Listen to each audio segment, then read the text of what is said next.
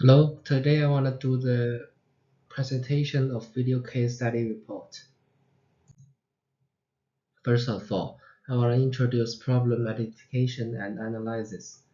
Jane Gomez's time in CBC management was a time of controversy and intense interest. He is a former host of the CBC radio show Q and is well known for his success in the media world. However, as he was fired in 2014 amid allegations of sexual assault, there was scrutiny of the role and decision-making of CBC management. First, for CBC management, the Gomez affair exposed shortcomings in their hiring and oversight. During Gomez's tenure as host of Q, there were reports that CBC brass may have ignored some early warning signs and complaints from employees. It has raised questions about the company's internal culture and management practices, leading to a rethink of whether CBC has adequate mechanisms in place to respond to issues such as sexual abuse.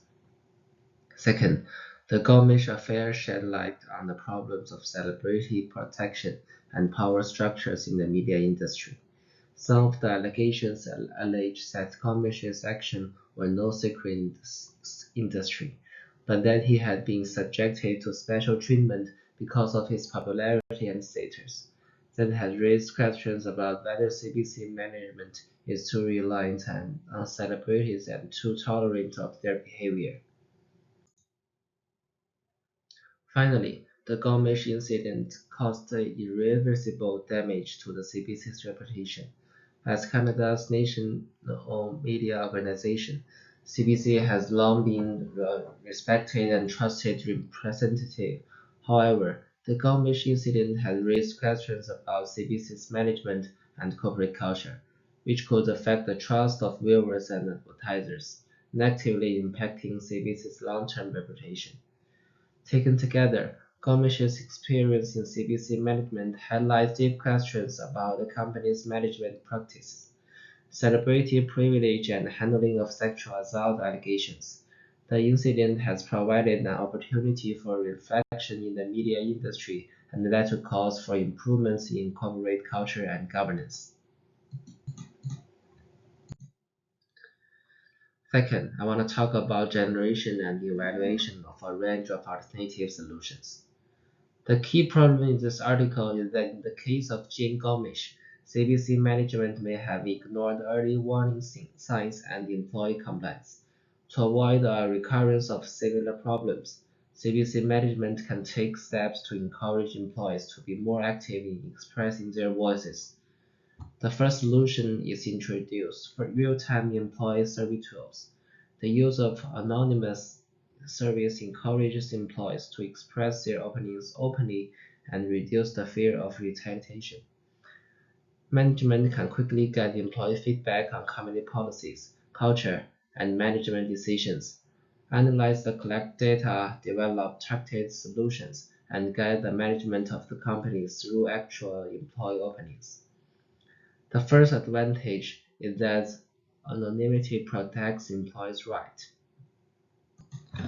If another employee is subject to abuse like Boris, they can report it to the company, and anonymity ensures they won't be retaliated against by the abuser. The second advantage is to use real time to get feedback quickly and use data to drive decision making. The first disadvantage is that it is possible that employees only provide superficial feedback without delving into the underlying issues. Besides, if not implemented locally, resulting in a disconnect from the real needs of employees.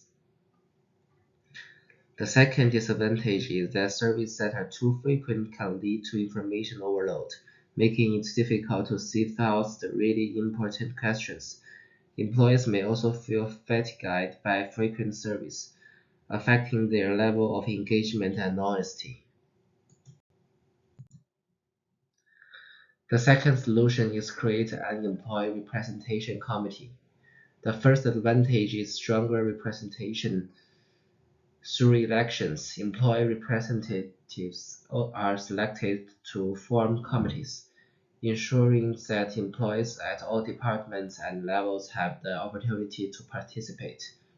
The second is opportunities for regular dialogue. Employee representative committees can engage in regular dialogue with management to raise employee concerns, suggestions, and comment, providing management with a more direct employee voice.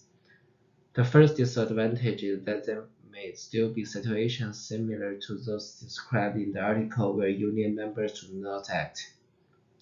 The second is that the election of representatives can be controversial. The election process leads to internal disputes and need to ensure that it is fair, transparent, and representative of all employees. Between these two alternative solutions, I recommend CBC management to use the first solution. According to the article, the Gaumesh incident exposed shortcomings in the employment and supervision of CBC management. Real-time employee survey tools can address this shortcoming by protecting employee rights through anonymity, obtaining timely employee feedback, addressing issues in a targeted manner, and further stressing internal company culture and management practices. This is consistent with the employee voice management's serious emphasis on the importance of employee engagement to the long-term success of a company. Using the data collected, management can develop more targeted solutions to guide company management through actual employee input. This is in line with the employee voice theory, which emphasizes optimizing decision-making through employee participation. Despite the fatigue and information overload the employee service can bring, I recommend the first option over the second, which is to introduce a real-time employee survey tool. This would help CBC better listen to the voice of its employees, improve employee satisfaction, and strengthen the company's management mechanism to promote the company's sustainable development. Action plan and strategy. The plan is to introduce real-time employee survey tools to protect employees' rights through anonymity and quickly obtain employee feedback on company policies, culture, and management decisions to improve company management practice. The first step is research and select real-time employee survey tools suitable for CBC, ensuring their anonymity and easy to use. The second is develop clear survey questions covering company policies, culture, management decisions to get a full picture of employee opinions. Third is train employees on how to use survey tools and explain the importance of anonymity to increase engagement.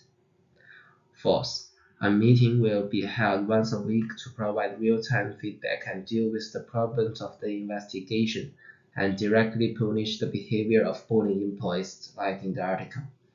Fifth, the back office collects and analyzes survey data to extract key information and form targeted solutions.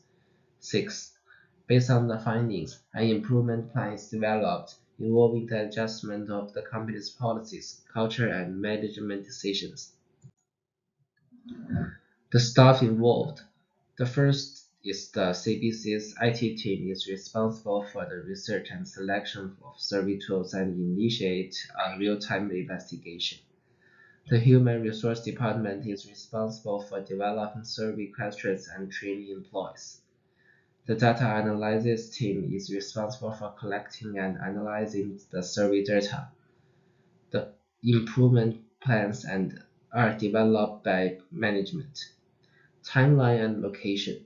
It takes a month for the survey to start, after which new feedback and new policies is provided weekly. The location is corporate headquarters. The cost is mainly involves the cost of purchasing the survey system and training the staff.